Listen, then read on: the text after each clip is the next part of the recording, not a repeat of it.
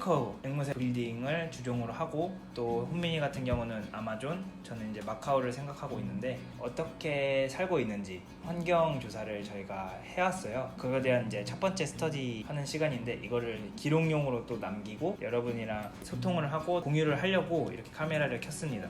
케이커는 패러킷으로 들어가기 때문에 원래 패럿이 아니라 패러킷이고 체장은 뭐 22에서 30cm, 뭐 체중은 110에서 140g 정도 되고, 아종은 세 가지가 존재한다는데 이제 워낙에 재야생화가 되고 가축화의 개념이 됐다 보니까 아종 간 교잡이 많아가지고 구분이 좀 어려워진 케이스고, 볼리비아 고산지대부터 파라과이, 그리고 아르헨티나 중부, 그리고 브라질 남서쪽, 여기 특징이 고산지대거나 아니면은 밀림이거나 사바나, 이때우림과 초원 사이의 지역에서 널리 분포를 하고 있고, 아마존도 여기 살고 있고 마카오도 여기 살고, 우리가 아는 앵무새들을 다 그냥 비슷한 환경에서 살고 있는. 생각보다 엄청 덥고 그러진 않지 않아? 그치, 엄청나게 덥진 않지. 왜냐면 여기는 열대를 이제 트로피칼이라고 하면 서브 트로피칼이라고 해서 아열대, 약간 온대와 열대 사이에 있기 때문에 완전 엄청나게 덥고, 그런 데에서만 살지는 않아. 그런 데에서도 살지만. 그래서 얘네 같은 경우에는 아까 우기가 시작되기 전에 번식을 시작한다고 했잖아. 그래서 계산을 해보면 8월 말에, 나는 이제 아르헨티나 그 코소보라는 데가 그냥 아주 간단하게 말해서 이렇게 서식지를 동그라미 친 다음에 좀 중앙에 있는 도시에 있는 기후를 가져왔는데, 이게 우리나라 기상청에서 제공해줘서 8월에서 9월까지가 이제 온도가 상승하면서 강우량이 밀리미터로 따졌을 때 8월은 9.7이야. 완전 건기잖아. 그리고 최고 기온도 20도밖에 안 돼. 최저는 5.9도야. 그러니까 엄청 선선하고 건조한, 비교적. 그러다가 9월이 되면은 이제 조금씩 온도가 올라가면서 강우량이 35로 확 뛴단 말이야. 근데 이게 우기가 시작될 때 번식을 하는 이유는 얘네들이 이제 둥지를 만들잖아. 일반 앵무새 같은 경우에 나무에 굴을 팔고, 이게 너무 우기가 심해지면 그 둥지가 파손될 수 있기 때문에 그때 이제 시작을 해서 10월이 70일인데 이제 11월 되면은 엄청 갑자기 뛰어. 막 111mm가 오고 그 12월엔 156mm가 와. 그러니까 8월에랑 비교했을 때는 15배 정도가 많이 오는 거지, 비가. 완전 우리나라 장마철처럼 오는 건데, 일단은 재밌는 논문이 3가지인데 참 특징이 이제 뭐 미국, 뭐 푸에르토리코, 캐나다, 영국, 프랑스, 독일, 스위스, 뭐 오스트리아, 막 스페인, 포르투갈 이런 데에 다 재야생화를 마친 종이라는 게 약간 특이한 종이고, 상시 집단 생활을 하면서 군락을 만든다는 것도 되게 특이한 케이스인 게, 대부분 앵무새들이 특히 난 아마존을 좀 공부를 했으니까 아마존 같은 경우에는 비번식기에 집단 생활을 하고 번식기 때는 따로 흩어져서 나무에 굴을 파는데, 얘는 상시 집단 생활을 하면서 벌집처럼 아까 말했듯이 그 둥지 아파트를 만들잖아. 이런 점이 특징이라고 할 수도 있고. 맞아. 번식에도 영향이 있을 것 같아. 그치. 이런 부분들이. 그래서 그 콜로니 번식하는 경우도 되게 많다라고 하고, 그게 또 이제 윤리적으로도, 왜냐면 넓은 세상을 제공해주니까 좋긴 하지. 현실적으로가 조금 이제 어려울 수 있어. 얘네들이 도시에 쉽게 정착할 수 있는 이유에 대한 추정으로는 높은 외친 친자 관계를 가진 일부 일처제. 이게 무슨 뜻이냐면,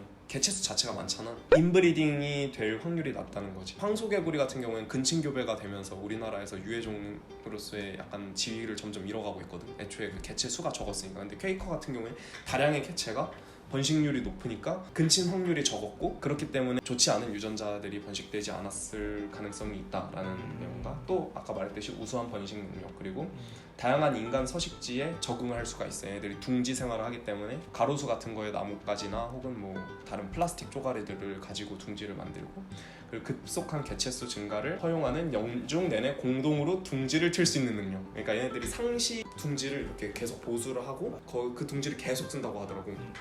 이거를 파괴하지 않으면 거기서 그냥 계속 번식을 하는 거야.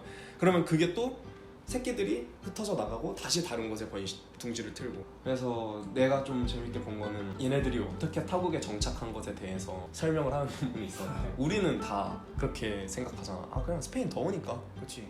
근데 그것도 틀린 말은 아닌데, 그걸 이제 기후 일치 가설이라고 해. 맞아. 유사한 기후를 가진 지역에 도입이 될 때 성공적으로 정착할 확률이 더 높다. 맞아. 근데 이제 내가 본 논문은 대조적으로 인간 활동 가설을 내세우는데, 이게 뭐냐면 인간이 개입을 해서 자연 생태계가 교란이 됐고 개체 유기와 탈출이 해당 국가의 절대적인 이 개체 수를 증가를 시켰다는 거지. 이거에 대한 이제 뒷받침되는 가설이 뭐냐면 바르셀로나에서 실험을 한 거야. 여기에 2001년에 350개였던 둥지가 2010년에 이제 650개까지 늘어났고 그 둥지의 개별 방이 1876개까지 생성이 돼가지고 이걸 가지고 실험을 했는데, 간단하게 말하면 이제 65세 이상 인구가 많이 분포한 도시가 압도적으로 퀘이커 둥지 밀도가 엄청나게 높았어. 그래서 이게 왜 그랬냐 보면 65세 이상이면은 은퇴를 한 분들이 많잖아.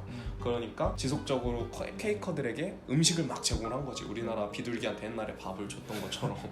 그리고 이게 되게 어이없는 결과값이 나온 거지. 그리고 또 노년층이다 보니까 아무래도 반려동물로 데려왔다가 탈출을 하는 경우가 조금 더 젊은 층보다 많았었고, 이 지역의 퀘이커들이 기존의 식이 메커니즘에서 벗어나서 새로운 먹이로 적응을 해버린 거야. 40%를 곡물과 빵만 먹대. 근데도 뛰어난 적응력 때문에 여기서 번식을 하게 된 거지. 그렇지만 이따 우리는 그렇게 하면 안 되겠지?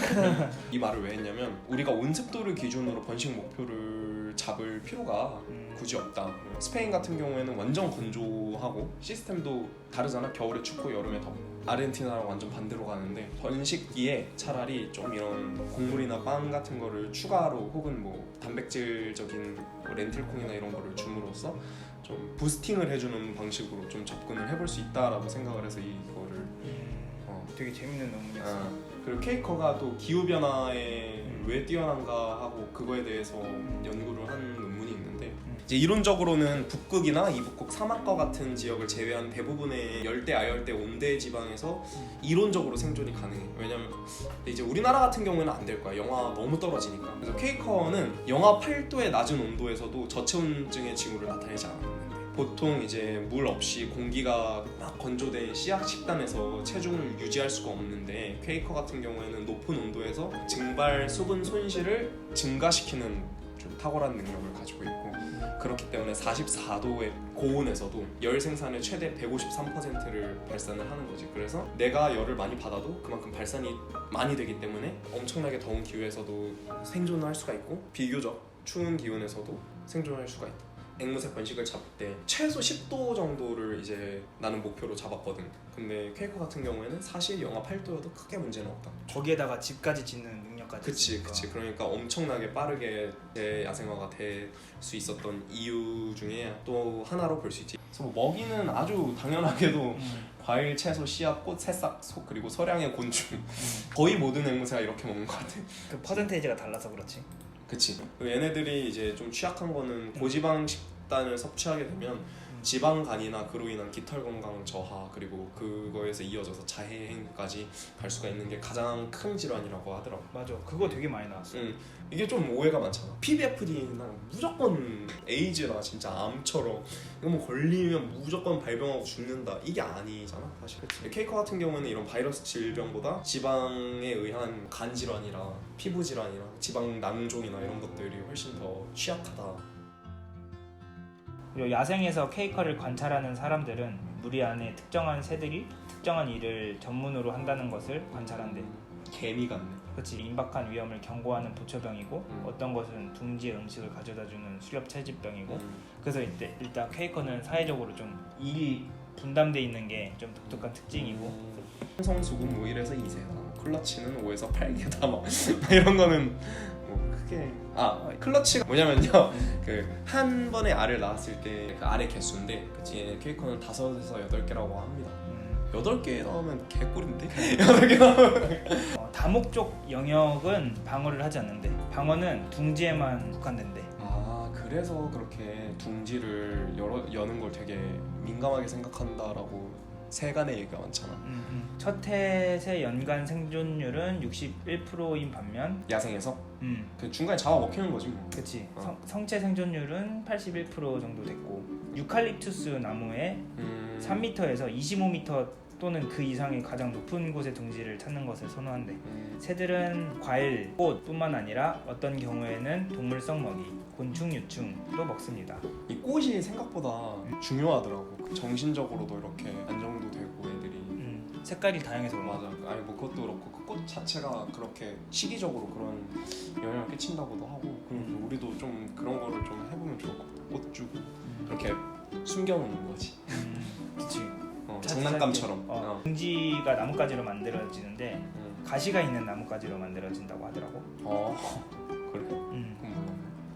그리고 연구된 둥지의 73%는 방이 하나뿐이었대. 19%는 2개, 6%는 3개, 2%는 4개. 그러니까 생각보다 많이 방을 짓지 않는 거야. 대부분은 하나만 짓는 거야. 근데 그거는 내가 찾아본 논문하고 다르다. 달라졌을 수도 있어.